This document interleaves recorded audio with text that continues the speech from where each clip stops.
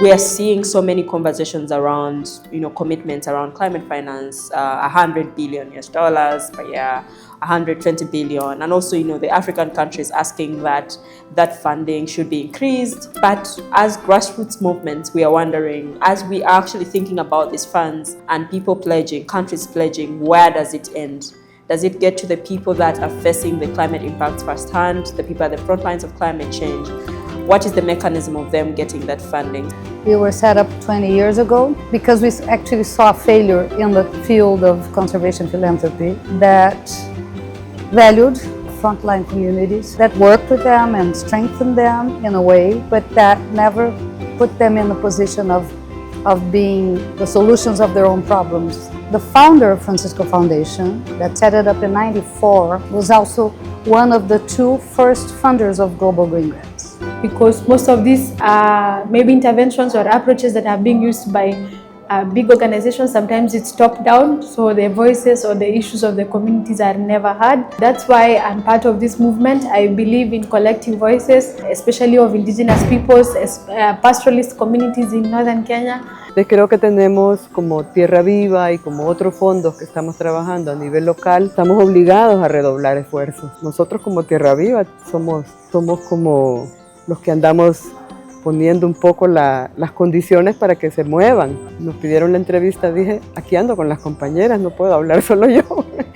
And if we don't actually shift the conversation around the funding mechanisms and the financing mechanisms that we have right now, we're always going to be stuck with the same privileges and the same inequalities that we keep seeing in our conversations. For Samdana, we believe that core building block of any community's resilience and self-sustainability is on food security. There's a track of work that's very much focused on climate mitigation, forest protection, but we also support adaptation work by indigenous peoples, especially how they make use of their indigenous knowledge and customary practices in managing and living with their environment. So giving funding to local indigenous women is very, very important because at the same time, they're the ones who feed the family, they're the ones who feed the community. We are experiencing droughts, floods, electricity level is very high. We can't afford to fight poverty because we are highly indebted. I'm here at COP30 to amplify community voices that are left out of high-level negotiations.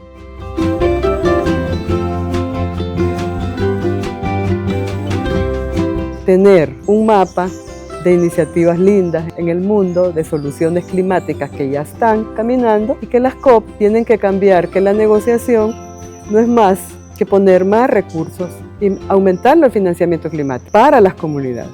To gather and document and help substantiate how loss and damage will actually be quantified or described, especially by communities, especially by indigenous peoples.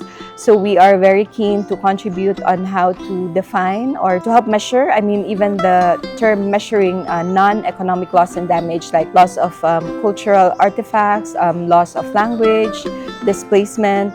This would be very difficult areas to define. And I think the impact vision of the project will be that we actually mobilize more resources to the people that needs to be supported, and that by doing this we create a better ecosystem, a better philanthropic ecosystem, a more solid philanthropic ecosystem in the global south countries, which I think will be a shift for the whole financing conversation.